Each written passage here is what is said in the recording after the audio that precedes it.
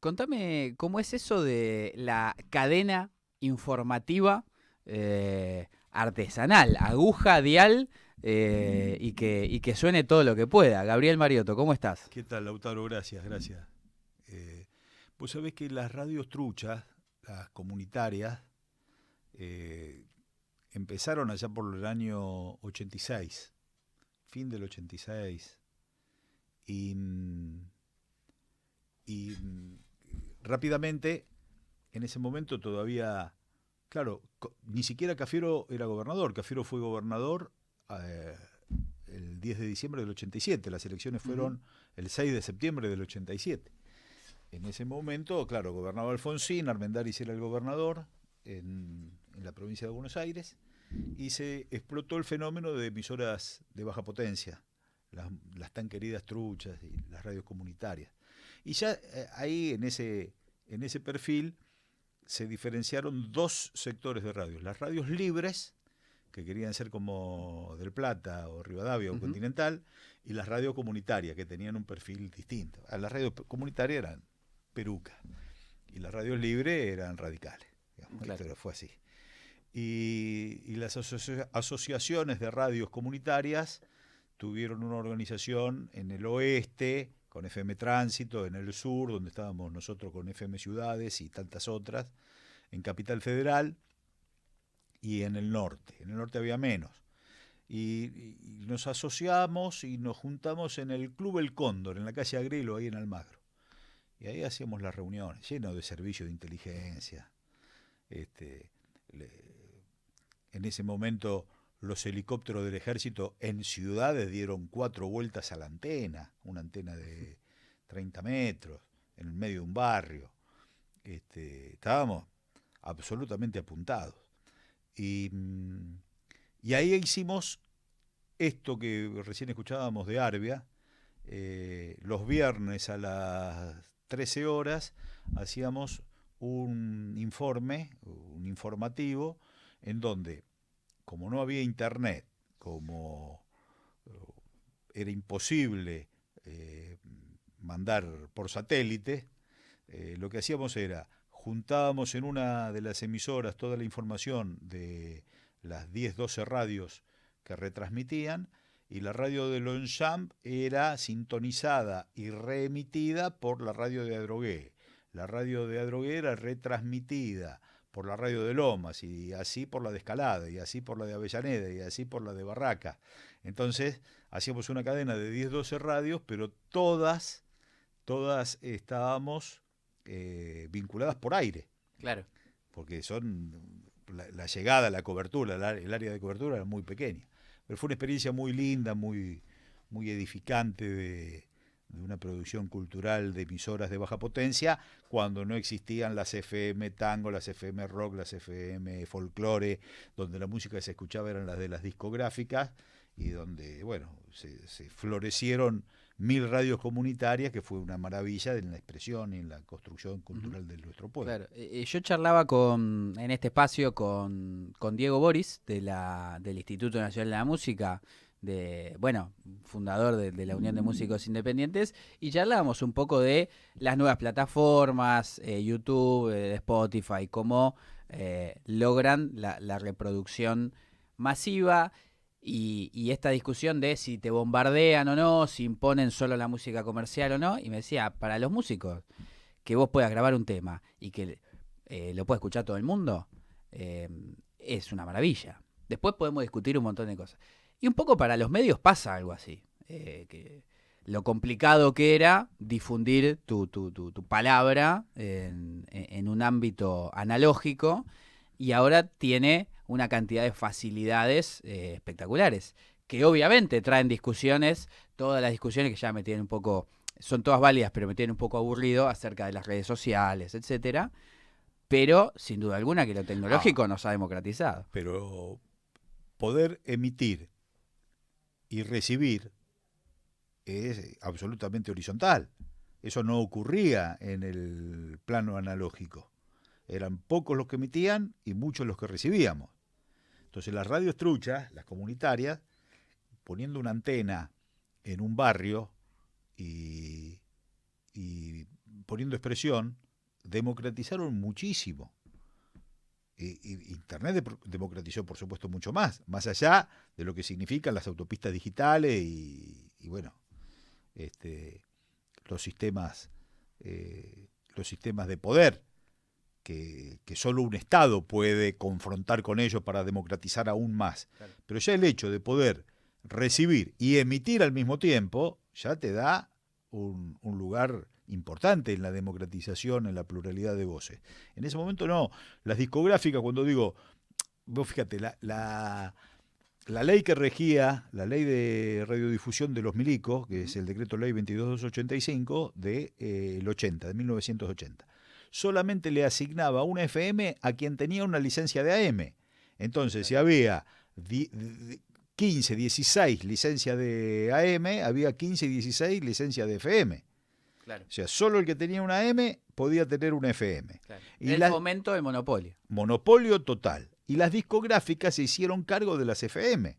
Y las discográficas, por supuesto, compañías internacionales, que rompieron las matrices de los tangos, por ejemplo, con la penetración cultural en la década de los 60. Entonces, el sistema de radiodifusión estaba absolutamente compartimentado para ellos. Las radios truchas lo que vinieron a hacer es poner la música que se escuchaban en nuestras casas, en nuestros barrios. Entonces ahí apareció, no sé, desde Pedro y Pablo a Cafrune, a Troilo, a Grela, lo que fuese. Y convivía el rock nacional convivía Spinetta con Homero Mansi. Claro. Cuando incluso en las radios del sistema el conflicto era Piazzolla Varela. Claro. Entonces nos inventaron problemas y cuestiones y peleas que no existían, claro, que existían solo en... E incluso las propias comunitarias y nosotros mismos, recuerdo ese debate en su momento de la gráfica, que si queríamos pasar a David Bowie, también lo podíamos pasar. Claro. No, claro, viste, claro. No, pasamos solo tango y lo más hondo. No, sí, pasamos lo que queremos. En definitiva, pasamos lo que queremos. Mirá, nosotros en ese momento nosotros nos dogmatizamos un poquito, entonces no pasábamos música comercial,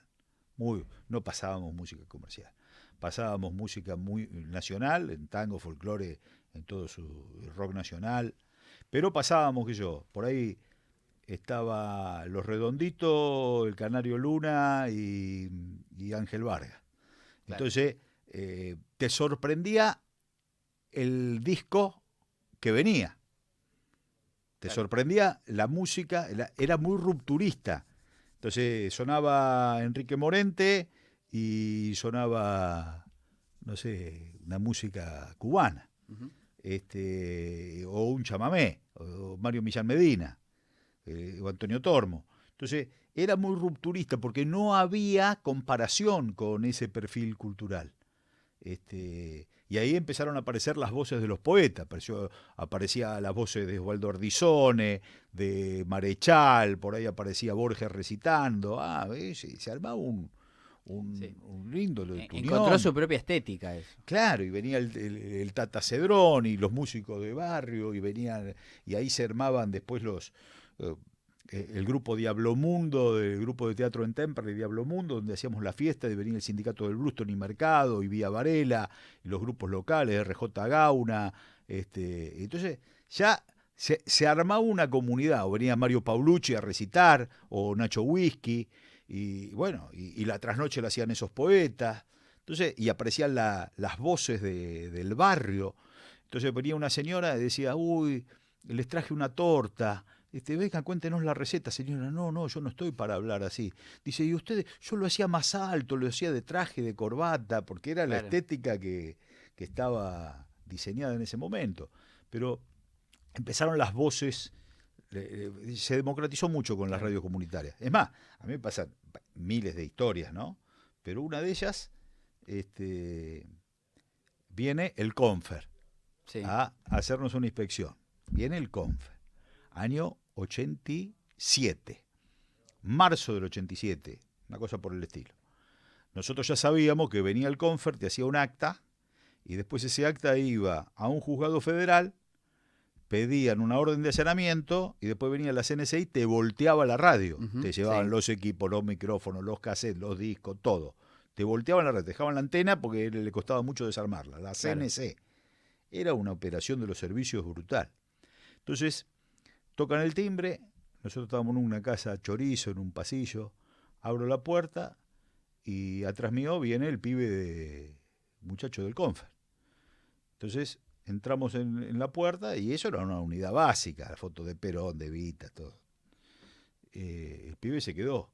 Dice, bueno, vengo a hacer el acta del Confer. Y bueno, ahora cuando gane Cafiero nosotros vamos a echar las patadas en el culo a todos los burócratas como ustedes que vienen a voltear. Dice, no hay nada menos clandestino que una radio que dice dónde transmite y tiene una antena que todo el mundo sabe dónde está. Lo que hay que cambiar es la ley. Claro. Esto fuera el argumento que yo le hacía al pibe. Y el pibe nos hace un acta, todo bien, se fue, y a mí se me ocurre ir a visitar al juez federal. Pido una reunión con el juez federal. De pibe, tendría 25 años, 26.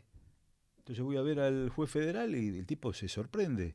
Yo ahora interpreto la mirada del juez federal, que era una mirada, a este pibe lo meto en cana ahora o lo meto en cana después, o es un loco o es un sonso. Yo creo que eran las dos cosas. Y le digo, no, doctor, lo vengo a ver porque vinieron del Confer a hacernos un acta y nos van a voltear la radio, ya nos voltearon los equipos. ¿Usted será tan amable cuando firme la orden de allanamiento de avisarnos? Así sacamos los equipos por la medianera. Y ahí veo la mirada del tipo, como diciendo, está loco este. Lo meto en cana ya. Claro.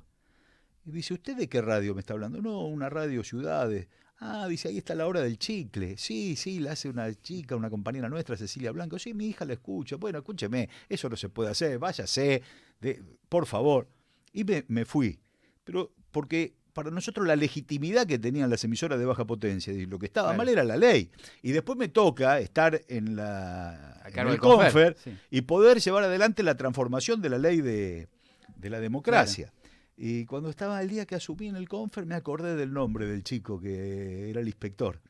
Entonces digo, ¿y este chico sigue trabajando acá? Digo, lo quiero ir a ver. Y lo fui a ver y me presento. Dice, vos no te acordás de mí, pero yo era el de la radio Ciudades. Dice, qué mal la pasé ese día. No, pero te tratamos bien. Claro. No, pero viste, me acuerdo, era como una unidad básica. Digo, no, yo lo que te vengo a decir es que fuiste un excelente trabajador, que cumpliste con tu rol, pero no clausuramos más radio. Claro. Basta, se terminó la clausura de la radio. Así que fue un encuentro muy afectuoso y bueno, por supuesto debe seguir trabajando todavía en lo que ahora es el AFCA. ¿Sigue existiendo el AFCA como tal? No, bueno, algo le cambiaron ya el ni nombre, se sabe qué es. Claro. Pero además eso, las radios comunitarias, las radios de baja potencia, las radios barriales, son parte que en general no se dice en la historia no se cuenta en la historia contemporánea de la radiofonía. Se piensa que todo es el cual es de Pergolini Rock and Pop, que obviamente que tiene una influencia estética sobre los programas, o Radio Bangkok, no se toma en cuenta todo el aporte y el rol profundo que tiene en la formación. No te hablo del ideológico, te hablo de las formas de radio, de la música, de la desestructuración, de la transmisión que le dieron las radios comunitarias. Sí, Rock and Pop como síntesis fue la expresión de múltiples formatos que se ensayaron en las radios comunitarias, en la radio de baja potencia. Claro. Donde el éxito no era tal. Lalomir, Bobby Flores, Pergolini, y eso es la radio argentina del siglo XX, de los 90 y el 2000. Y es como eso. El semillero está en las radios comunitarias. Claro. Porque la radio comunitaria tenía esa virtud. Un éxito no podía ser tal porque era muy pequeño su área de influencia, y un fracaso tampoco. Entonces se ensayaba mucho. Claro. Tampoco el fracaso era muy importante. Ni fracasaba por ahí ni te enterabas si no te escuchaba nadie. No te enterabas. Pero lo que había era un ensayo y error permanente que dio nuevas estéticas. No me cabe duda que la influencia de las radios comunitarias en ese perfil fue pero recontra importante.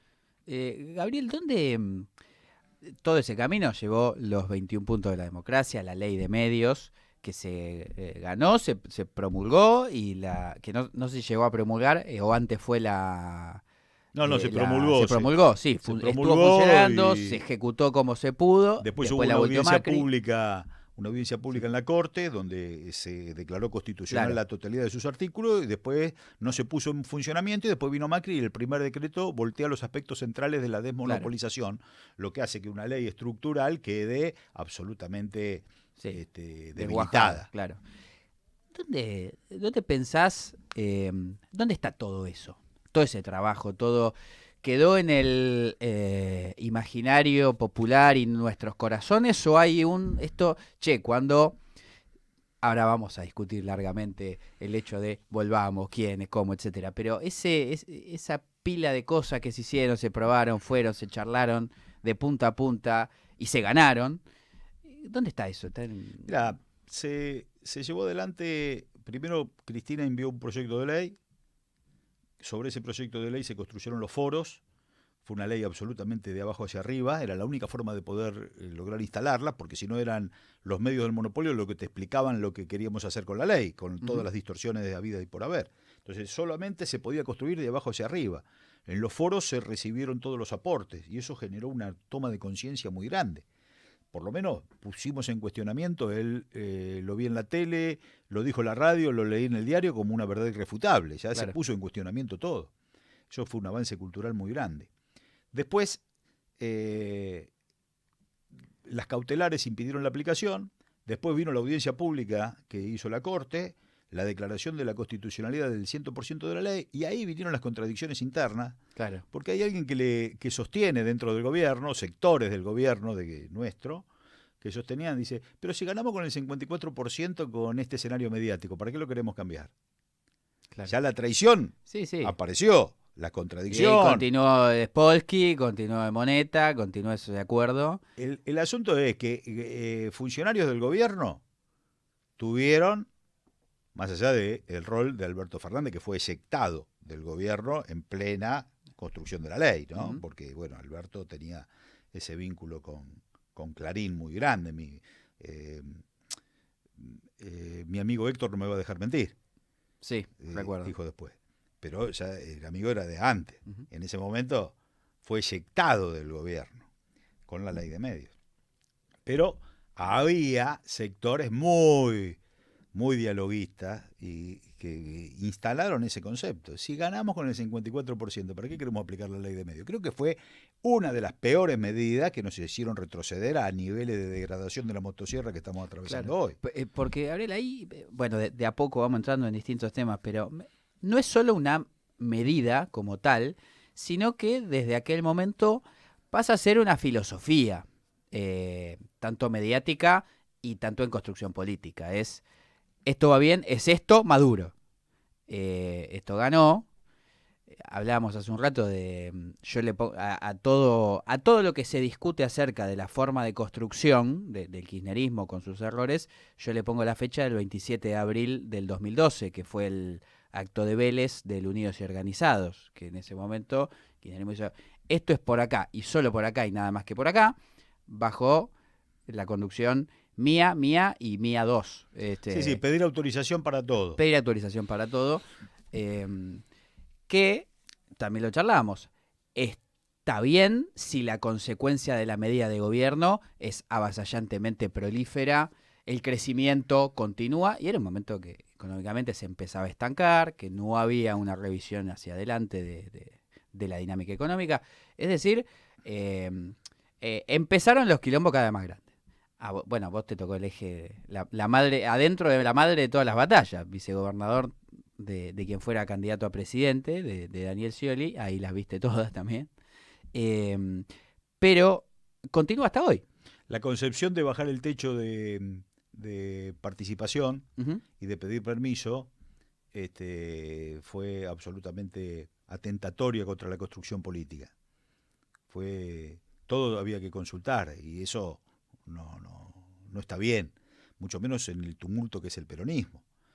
El viejo concepto de Perón del agua, ¿no es cierto? Que los diques, el agua y que eso va a fluir de todas formas. Pero ahí se puso una cosa muy, mirá qué palabra se me ocurre a partir de esa fecha que vos marcás, la obediencia debida, es muy feo. No se puede pedir permiso, porque, y mucho menos pedir permiso para que te homologuen tal o cual cuestión. No está bien, eso no está bien. Acá hay que conducir el tumulto, incluso las contradicciones, pero se tiene que conducir en esa lógica, no en la lógica de pido permiso, señorita, puedo ir al baño. No sé, Claro. nada bueno puede ocurrir con Pero eso. además, yo lo que más discuto es, ponele que lo hiciste así y entre comillas te fue, yo creo que es más difícil que te vaya bien, pero te fue bien. Conseguiste un éxito político, económico, hasta cultural en algún punto. De hecho, muchas Sí, construcciones han sido si te va bien y dale. y no Ahora, te, tampoco, no te ¿viste? involucran, está mal. Si Claro, te va bien y no involucras a un sector de la sociedad, está mal. Pero te va bien. De última, el no involucrado claro. se la morfa. Ahora, si no te va bien, si no te involucra, el formato, las reglas de juego son cerradas, pero aparte te va mal, es decir, hermano, estás conduciendo a dónde? A Ujú. una catástrofe. Y eso es lo que ha ocurrido. Porque no. Fíjate, hoy estamos en el umbral de una elección provincial y en el umbral de una elección nacional, en el desdoblamiento este, con una metodología donde no hay paso, no hay interna y no hay discusión. Ujú. Entonces, hubo un acuerdo que está crujiendo permanentemente, cruje antes de nacer y después de nacer sigue crujiendo. El acuerdo.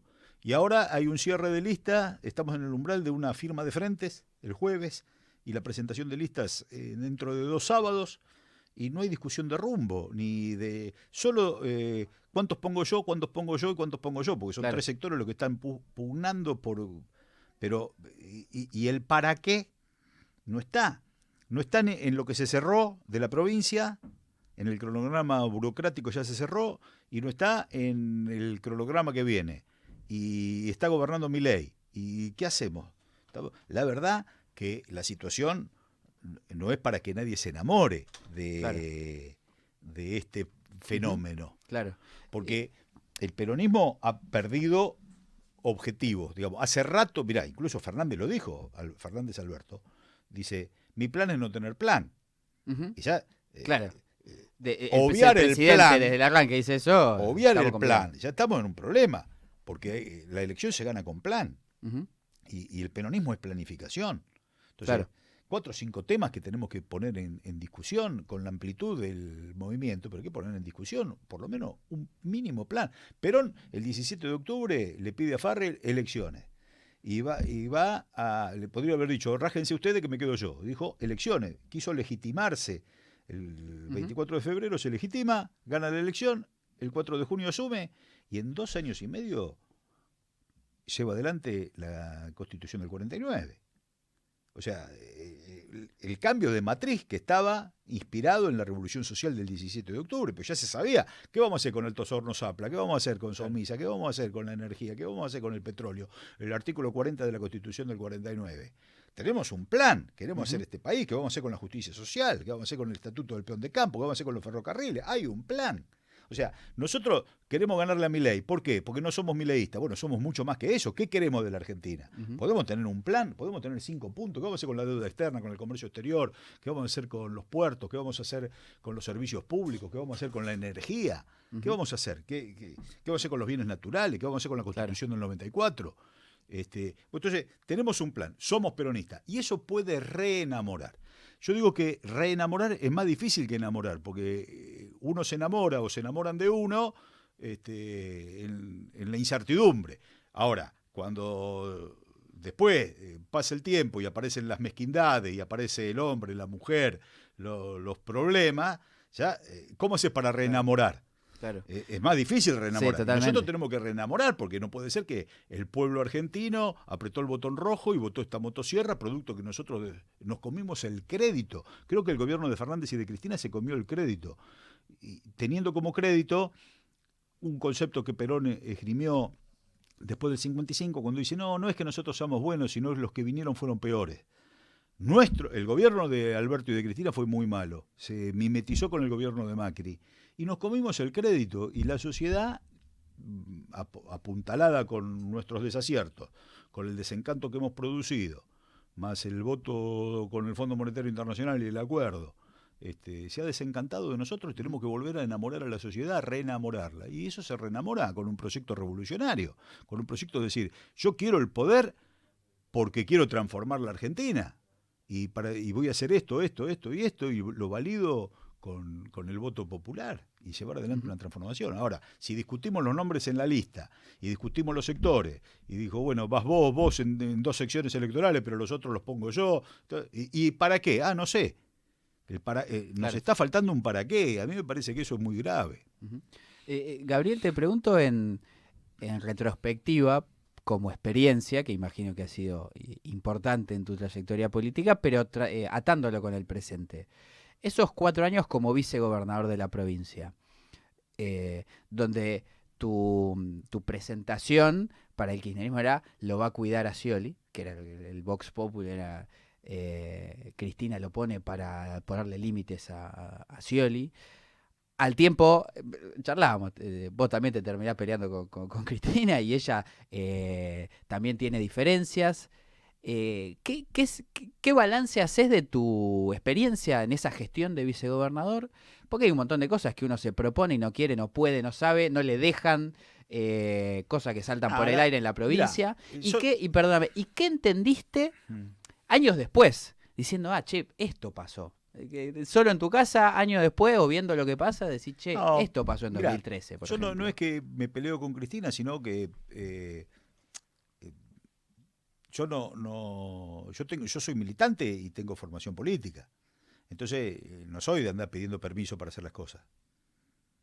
Yo digo, mi concepción es, este es un perfil, un callejón, una autopista ideológica.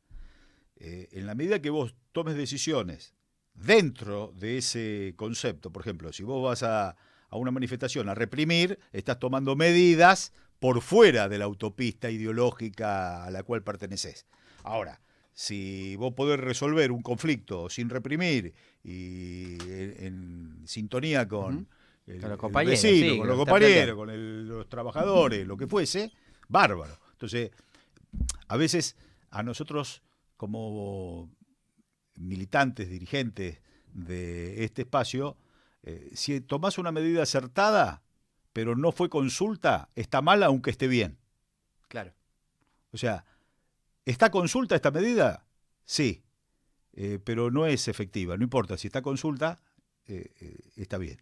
Si vos tomaste una decisión sin consultar, está mal. Y yo creo que ese fue mi punto de distancia en algún momento, porque estaba cansado de los coscorrones, porque yo tomaba medidas que tenía que resolver, para eso estaba, claro, en determinada coyuntura. Entonces, yo en la provincia, por ejemplo, yo presento un proyecto que es de la semilla al agua para recuperar los puertos para la provincia de Buenos Aires, todos los puertos que estaban en manos de las exportadoras. Tengo un conflicto con Cargill en el puerto de Ingeniero Guay, todos los puertos del Paraná y del Atlántico que pasar al Estado provincial, decía, porque no podía ser que estuviesen en manos de las exportadoras. Digo, estos son puestos, son Guantánamo. Entonces me mando con proyectos de ley en ese sentido. Por supuesto que no tuvieron la posibilidad de sortear una comisión, porque en ese momento no se hablaban de esos temas. Pero el rol del vicegobernador es un rol muy, muy burocrático en términos de tocar la campanita y de ir aprobando cosas, pero... El rol del vice en general, sí, es un rol muy conflictivo siempre. Es un rol donde yo mantuve el perfil. Daniel tiene un perfil mucho más conservador en términos, bueno, hoy está en otro espacio político, en el espacio oficialista, realmente es un dolor muy grande. Es una buena persona, yo me llevo bien con él, es un buen tipo, pero no entiende nada de política, tampoco entendía en ese momento. Hoy tampoco entiende nada de política, a mi juicio. Es una buena persona, pero yo tuve muchos encontronazos con él en función de las formaciones distintas, de las miradas distintas. Sí, viene de otro lado.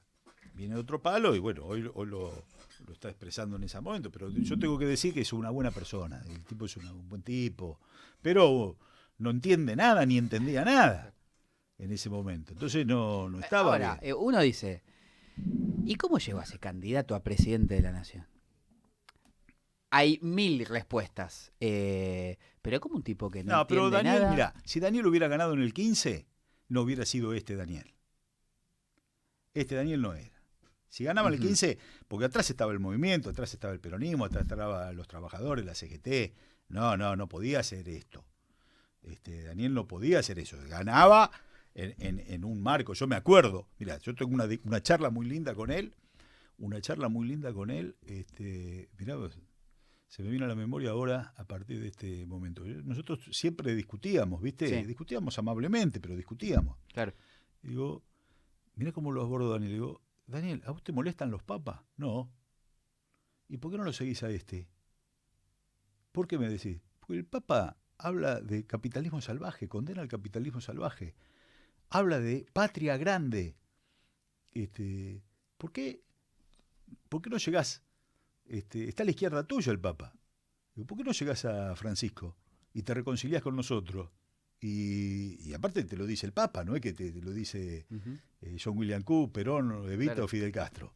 Está diciendo el Papa, llegaste ahí, animate a llegar hasta ahí. Y el tipo fue, viajó a Cuba, viajó a Brasil, se hizo amigo de Lula, empezó a hablar de patria grande, de producción, de industrialización, y lo empezó a seguir a Francisco. Digamos, había que darle a Daniel un perfil donde hacer más amable lo dogmático. Y el tipo en la campaña fue un candidato de la Unión Latinoamericana y de la producción y del trabajo. Claro. Ahora, Este, uno ve un tipo que es candidato a presidente de nuestro espacio y ahora está en el gabinete de Milei y yo no puedo evitar pensar, no está simplemente está equivocado porque no entiende, tiene un no, interés. pero ¿sabe qué pasa? Cuando vos tenés formación militante, es muy difícil hacer esos vaivenes. Cuando vos no tenés formación militante y tuviste algún alguna mezquindad o padeciste alguna mezquindad, esa mezquindad puede más de todo lo que viviste en nuestro movimiento, porque no tenés formación militante. Entonces, Daniel fue 2 veces gobernador de la provincia de Buenos Aires, fue vicepresidente del peronismo, fue candidato a presidente del peronismo. En él, con su falta de formación, privó más el desplante que tuvo cuando no lo dejaron presentar en la última interna que todo lo que el pueblo y el peronismo le dio por su falta de formación. Muchos otros militantes han sufrido el mismo destrato, pero Sí, están acá porque tienen formación. claro. O sea, la falta de formación te produce este tipo de vaivenes que son absolutamente condenables. Pero bueno, Daniel llegó a esos lugares precisamente porque era un buen tipo, fue fiel a Menem, fiel a Dualde, fiel a Néstor. Este, y después sufrió algunos destratos.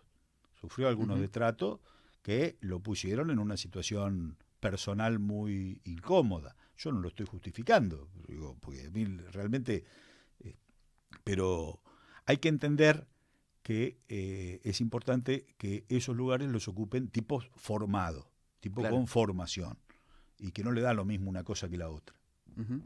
Puede ser que eh, Massa sea una especie de Daniel Scioli mejorado en algún punto, con más formación política. No me quiero meter en lo ideológico, porque ahí creo que voy a disentir totalmente ideológicamente con Massa, pero que ha tenido esa capacidad de entender más la política. Pero Massa es un compañero que viene de la política, viene militando en la UCD y después en el orteguismo, después en el dualdismo, después, sí, es un militante político.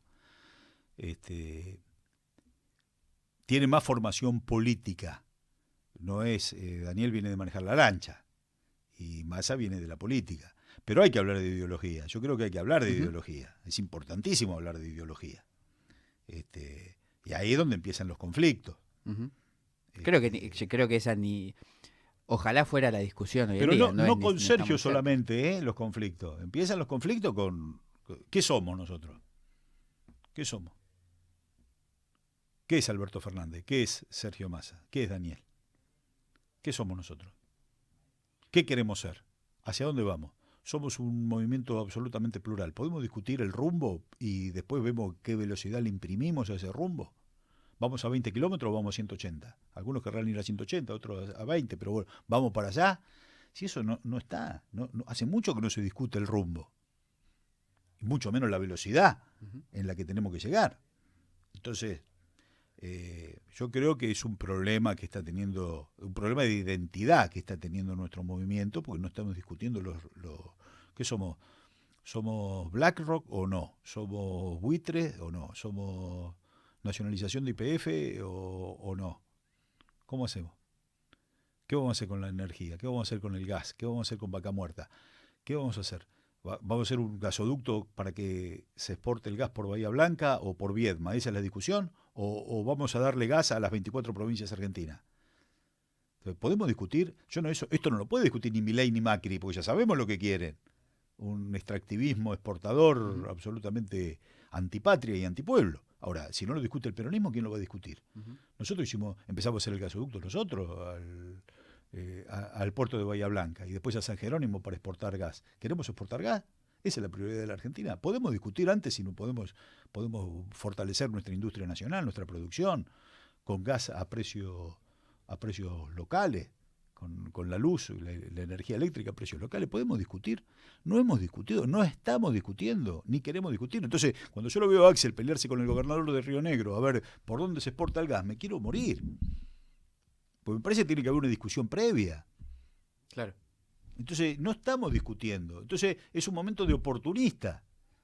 Y algunos buenos, otros malos, otros más rápidos, otros más lentos, pero sin el para qué, a mí me parece que estamos jodidos. Sobre todo porque cuando veo la motosierra y a Milei, digo, es imprescindible que el peronismo empiece a reconstruirse. Ahora, Gabriel, el único planteo común, si es que se encuentra alguna, bueno, Milei no, esto es una barbaridad. Después no se complejiza, no hay proyecto, no hay proyección, pero bueno, el acuerdo de esto es esto es la venta total y absoluta de la patria. Ahora, ante esas preguntas que señalabas ¿vos qué pensás?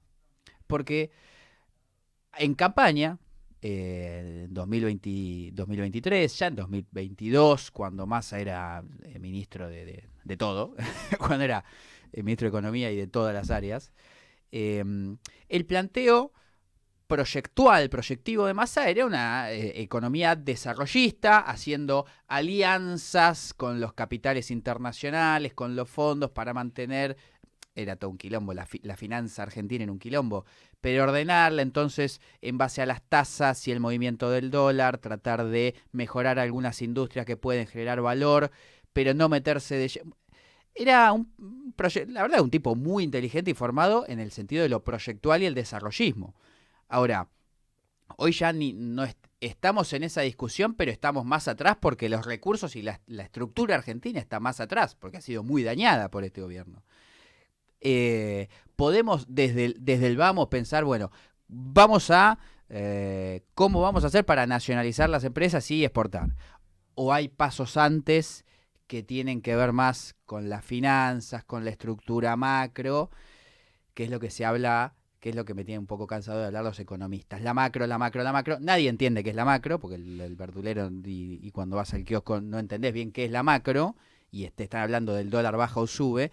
¿Dónde está la primer discusión? Si pensás que hay un primer lugar o una jerarquía. Es el proyecto de fondo y hacia dónde vamos, que yo creo que es ese. Pero uno te va a decir, bueno, bárbaro, pero ¿cómo empezamos si no tenemos ni nada? No, yo estoy de acuerdo con lo que vos decís. El proyecto de fondo. Acá hace años que no hay ministros de economía, que hay ministros del dólar. Hay ministros del dólar, ministro de la finanza. No hay un ministro que diga, che, ¿cómo está la pera en Río Negro? ¿Cómo está el vino en Mendoza? ¿Cómo está? ¿Qué hacemos con el yacimiento X en tal lado? Y un compañero, un intendente que dice, che, pará, pero yo estoy viendo cómo le pago los sueldos a los municipales. El creo intendente de Pinamar fue que tuvo que pedir un préstamo al Banco Provincia. No puedo discutir los hidrocarburos, tengo que pagar los sueldos. No, pero, ¿Cómo me dice eso? Yo arranco por la energía. Porque, primero, mañana nos toca gobernar. Me toca gobernar a mí. porque un aborto de la naturaleza me pone en ese lugar. Y yo, primer día, por supuesto, el pueblo y el Estado argentino se hacen cargo de la energía. Inmediatamente. Primero. Y bajo el costo de la energía. Empiezo a fomentar la producción y el trabajo con la ciencia y la tecnología y con la red interconectada nacional, con la energía a precios absolutamente locales. Si nosotros importamos el 20% de la energía que usamos, bueno, solo el 20% será en dólares, pero ¿por qué nosotros tenemos que pagar el precio de la energía lo que lo estamos pagando? Y lo mismo con el gas. Entonces, vos bajás los precios, bajás los costos inmediatamente y empezás a poner el acento en el trabajo. Y lo mismo con los alimentos y los puertos. ¿Cómo 7 exportadoras manejan los puertos argentinos? ¿Cómo puede ser que en 12 años nosotros no hayamos nacionalizado nuestros puertos? No puede ser. Son los resortes de la economía. Y la integración latinoamericana, por supuesto, conformar un Mercosur ampliado en una relación con Brasil. Y por supuesto ingresar a los BRICS para poder empezar a macarnos en la relación Oriente-Occidente. Pero imprescindibles medidas de orden económico, no de orden financiero. Son medidas económicas. Por supuesto, se termina la ley de entidades financieras, esos resortes, empezar a cortarlos, que no puede ser que todavía sigan estando. No se utilizan, pero se utilizan los mismos mecanismos, con el auxilio del Banco Central o del banco que fuese. Pero se utiliza la fuga. Entonces, empezar a reordenarnos con un Estado.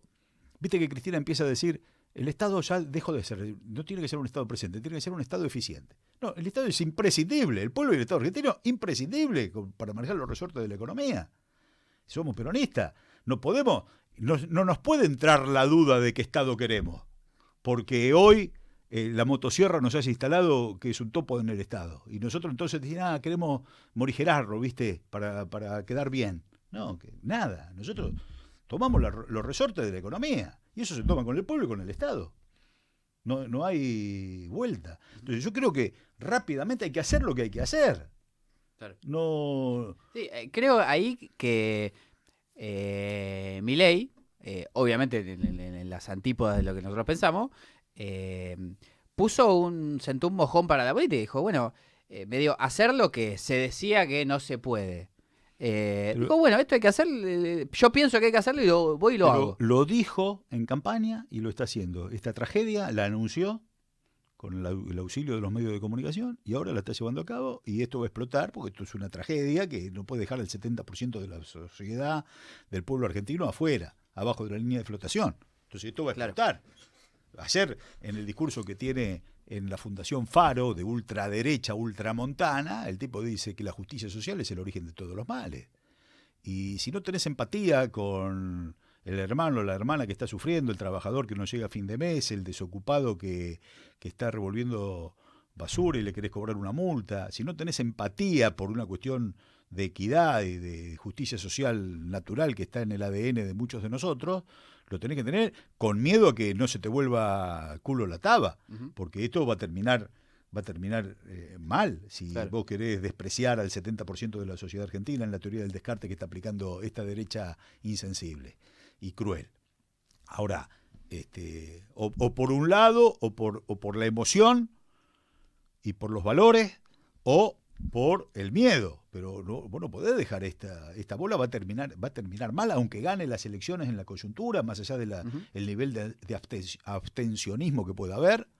Yo no sé si no van a votar los que quieren a Milei, si no van a votar los que nos quieren a nosotros, porque el desencanto ya es profundo. No sé cómo puede salir las elecciones, pero poco importa en función del daño que está sufriendo la sociedad producto de las políticas que aplica Milei.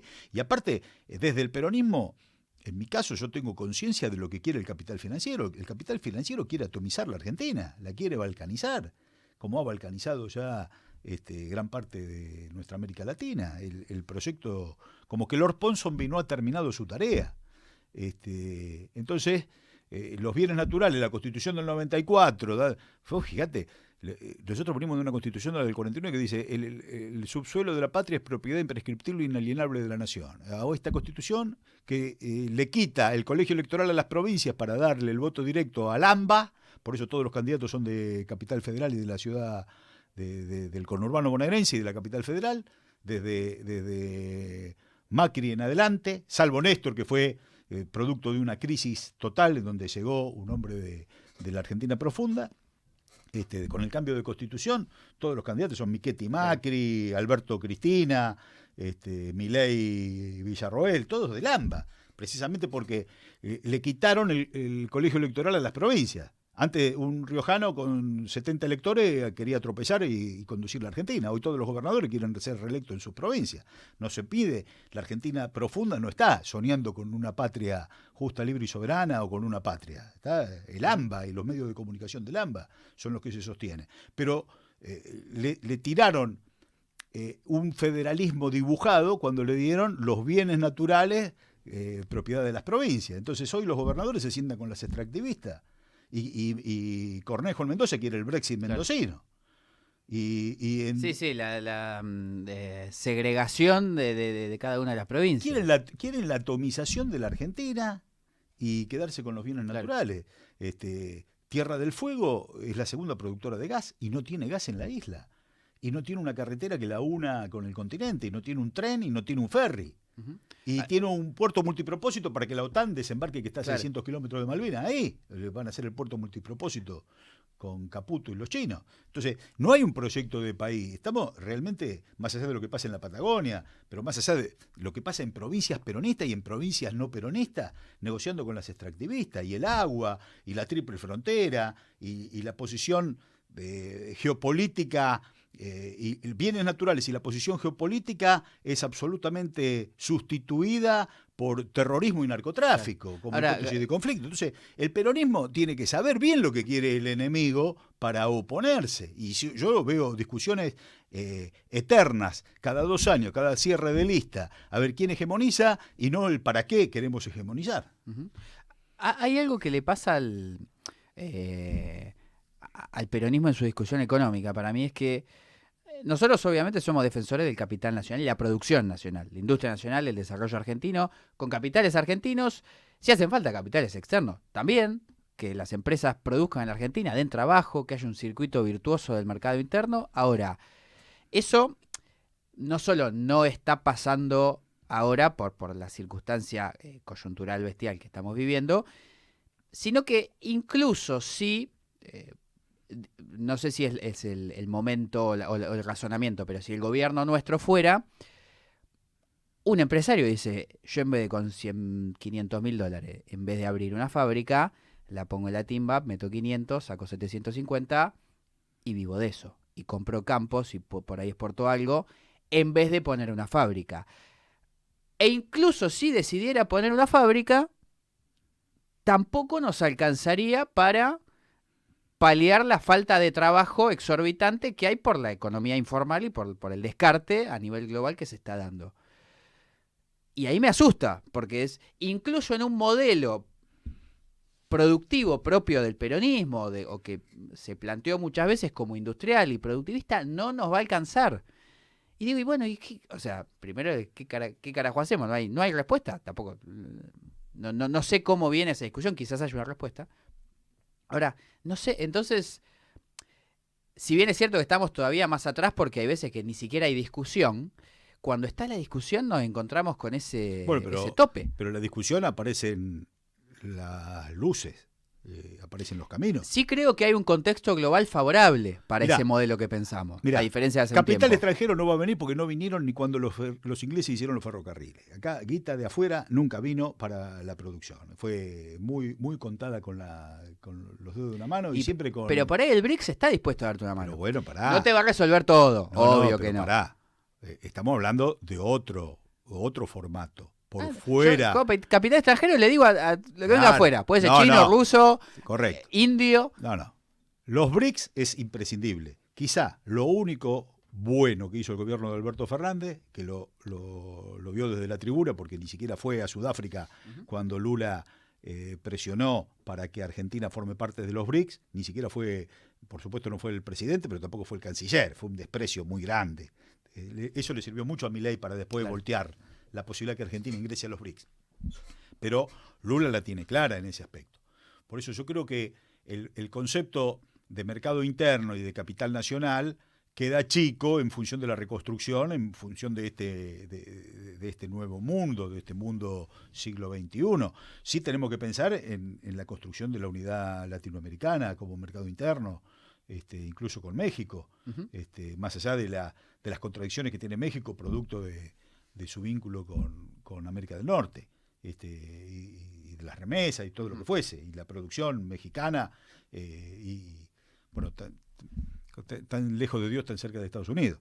Pero habría que intentar incluso hasta con México.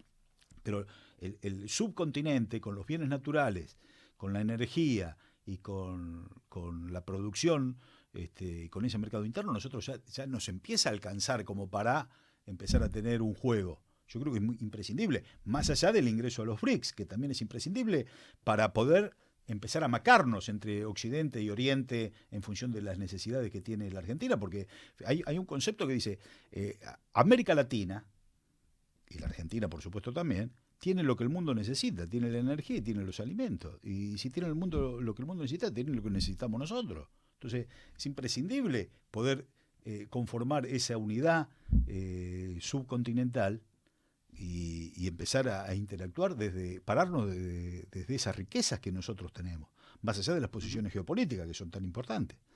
Pero eso es imprescindible. Yo fui diputado del Parlasur. Me daba vergüenza llegar al puerto de Buenos Aires y presentar la cédula de identidad para llegar a Montevideo y presentar la cédula de identidad. Digo, ¿qué Parlasur? Esto es un chamullo. Esto es un chamullo, esto es burocracia pura. Entonces, la libre circulación de personas, bienes y servicios en nuestro subcontinente. Un arquitecto boliviano no tiene que venir a la Argentina a presentar su título. Es un arquitecto boliviano y trabaja acá, y un odontólogo argentino va a sacar muela a Brasil.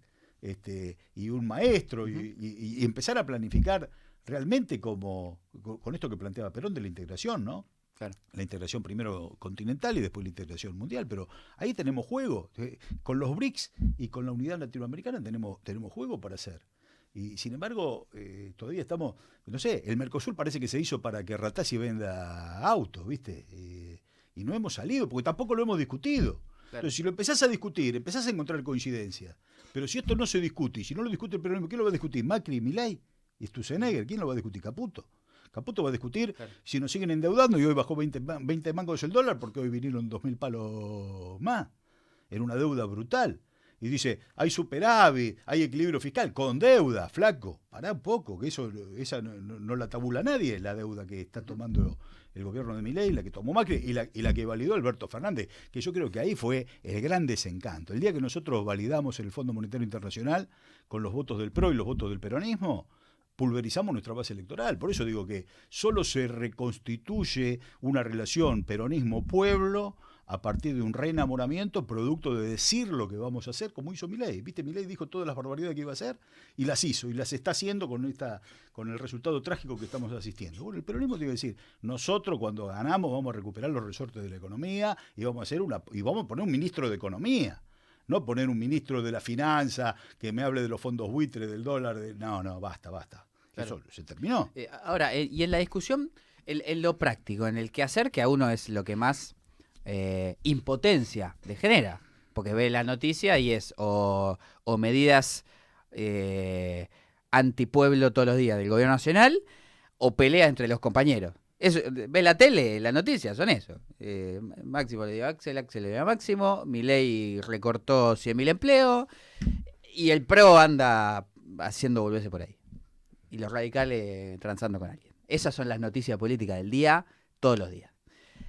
Que eso te genera, como militante, como tipo que le gusta la política, te genera impotencia.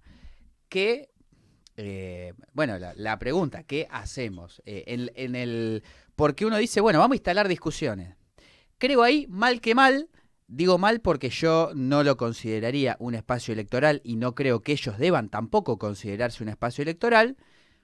Moreno, a mí no me cae muy bien, pero es timón fijo y va y habla del peronismo y de la industria, y rompe la cabeza con eso, después saca 2 votos. A mí no me parece mal, no me calienta eso. Para mí no tendría que ir a elecciones y simplemente seguir con su prédica y no rosqueando tanto, no importa. Pero por lo menos alguien que mantenga la línea y diga, hay que hacer esto, hay que hacer esto, hay que hacer esto. Pero tampoco termina logrando difundir e instalar. ¿Cómo? Digo, vos te juntás con compañeros, siempre hay tarea y siempre hay compañeros dispuestos a hacerlo, y tampoco nadie veía venir a Néstor Kirchner y apareció. Sí. Entonces, en el día a día, ¿qué te motiva? ¿Hacia dónde preparás? A mí me motiva discutir el rumbo y las reglas de juego. ¿Y cómo hacemos? ¿Es solo mediático? ¿Es contarse? ¿Cómo rumbo y reglas de juego, hay que instalarlo en todos lados. Cualquier comunidad que se construya tiene que tener un objetivo. Yo recomiendo 5 puntos. Y las reglas de juego para poder llevarlo a cabo. Las reglas de juego son fundamentales para la amplitud de nuestro movimiento. Yo lo vengo sosteniendo desde hace mucho tiempo. Hicimos el AI 2019 precisamente cuando el gobernador de Córdoba firma el pacto fiscal de Macri. Dice, ahora hay que pensar en el 23. Eso era el 17. Ahora hay que pensar en el 23. Como diciendo, el 19 gana Macri caminando. Y una gobernadora de Tierra del Fuego le dice, ¿en el 23? ¿Cómo es? ¿Qué optimista sos? ¿En el 23? Acá hay Macri hasta el 27. Entonces, nosotros lanzamos el AI 2019 en respuesta a esa frustración, a esa pasividad. Claro. Y ahí dijimos, reglas de juego y programa. Entonces, si vos tenés ahora se van a firmar, digamos, esto parece burocracia electoral, pero no es burocracia electoral, está en la entraña misma de la construcción de un espacio político alternativo de nuestro movimiento. No es burocracia electoral. Ahora el jueves se firman los frentes. El Partido Justicialista con 5 o 6 partiditos más. Yo soy presidente de uno de esos partiditos, o sea, no lo digo partidito despectivamente. Yo soy presidente de Compromiso Federal, que es peronismo con otro... Sí.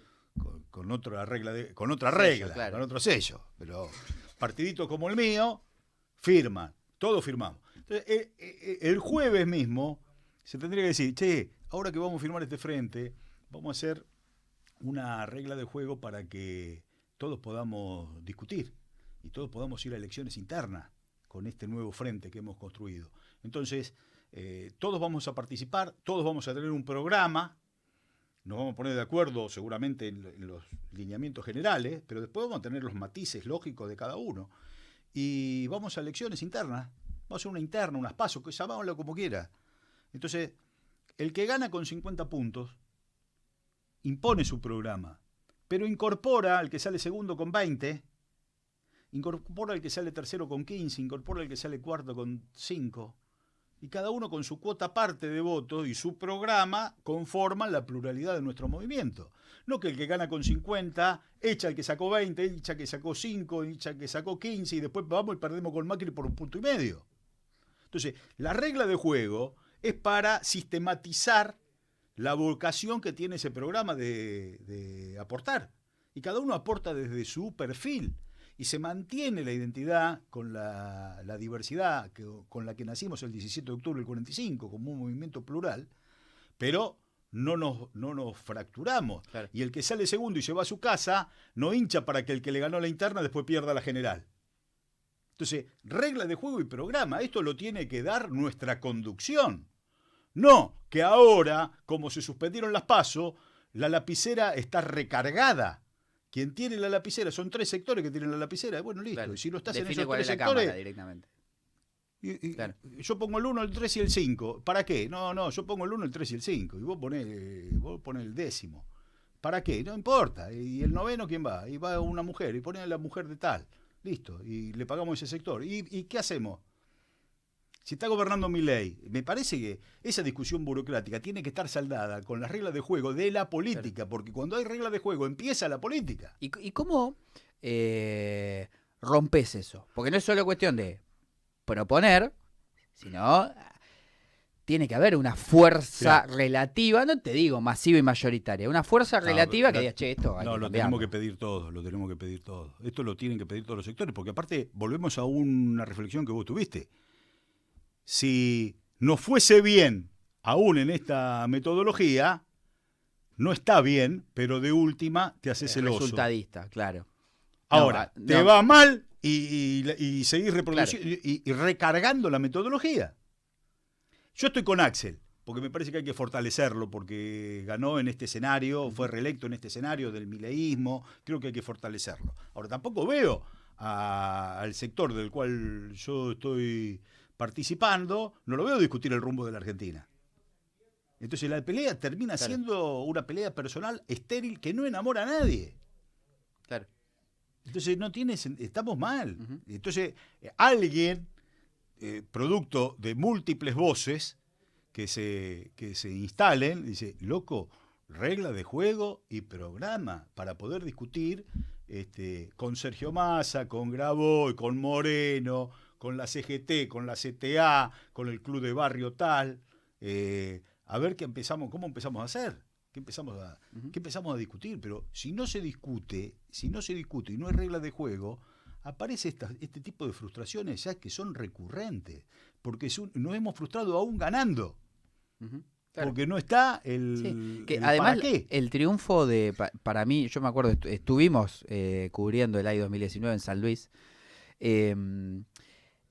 2019 para mí no tuvo reglas de juego y un programa, pero tuvo un pésimo momento económico, todavía un recuerdo un poco más fresco de que no estaba, de que antes estaba un poco mejor, y tuvo una buena coordinación de nombres. Qué sé yo, de electoral, de campaña. Se armó bien la boleta, podemos decir, con unos nombres que llamaron la atención, se juntaron a todos los sectores y se armó. Ahora, no es que ni quedaron todos contentos, ni había reglas de juego todo claras, y tampoco hubo un programa, y si hubo algún esbozo, no se terminó cumpliendo. Hoy Ahí está creo la que no frustración. está ni regla, hoy no tenemos ni regla de juego clara, ni un programa, ni nombres que diga ganan solo. Este nombre gana solo, no importa si labura bien o labura mal, pero tiene una cara divina que la gente lo vota, porque lo quiere, porque es simpático. No hay nada de No, eso. lo único que tenés es a Milei, Claro, que ese es un si lo tipo. mirás fijo, te abrazás con cualquiera de nosotros, que siempre 10 veces mejor que esta locura que estamos viviendo. Pero nosotros somos mucho más que antimileísmo. Sí, pero hoy el gran conflicto es, eh, por más que no quieran a Milei, y por ahí ya no te abrazan a vos. Y sí, y Cristina lo dijo analizando la sociedad muy bien. No vuelven con nosotros, el desencantado de Milei Ya no vuelve ni con vota, no va a nosotros. votar y Es listo. porque el desencanto es muy grande. Por eso te digo, ¿cómo se reconstruye? Y se reconstruye diciendo lo que vamos a hacer el día que ganemos. Hay que poner en palabras las cosas. Yo estoy en contra con eso que dicen, no, las cosas se hacen, no se dicen. No, las cosas se dicen, se validan con el voto del pueblo argentino y después se hacen. Ahora, si vos me decís que otro grave error que nosotros hemos reproducido, a mi juicio, ¿no? Yo puedo estar equivocado, pero yo digo lo que pienso. No, el poder está en otro lado. Si el poder está en otro lado, entonces ya perdimos. Vamos por ese lado. Y No, nos pero olvidamos. perdimos. Entonces, Claro. ¿qué tenemos que hacer? ¿Cosas feas para llevar adelante la transformación? No, el poder está en el voto popular que te da la legitimidad para llevar adelante la transformación. Pero además construir poder. Pero aparte Se, de no se decir, perdió. yo tengo el gobierno y no tengo el poder. No, si tenés el gobierno, tenés el poder. Ejercelo. Claro, construirlo, ejercelo. Pero ejercelo. Pero no es que además diga, no, el se ha poder está en otro perdido. lado. No. Hay compañeros que teniendo esa oportunidad, yo creo, bueno, todos en algún punto, en alguna iniciativa tenemos la oportunidad de construir poder, han perdido la iniciativa de construir poder. Después pueden hacer todas las cagadas del planeta con ese poder, pero la iniciativa, digamos, el peronismo es un partido que construye poder, que tiene además una doctrina que organiza al pueblo de una manera en la cual esa misma organización Por eso hay popular que hablar de construye ideología. poder. Hay que hablar de ideología. ¿Qué queremos hacer con ese poder? ¿Queremos hacer una revolución? ¿Queremos hacer una transformación? ¿Queremos cambiar como una media en la Argentina? No, venimos a reparar tonterías y a hacer moderaditos. Queremos una transformación.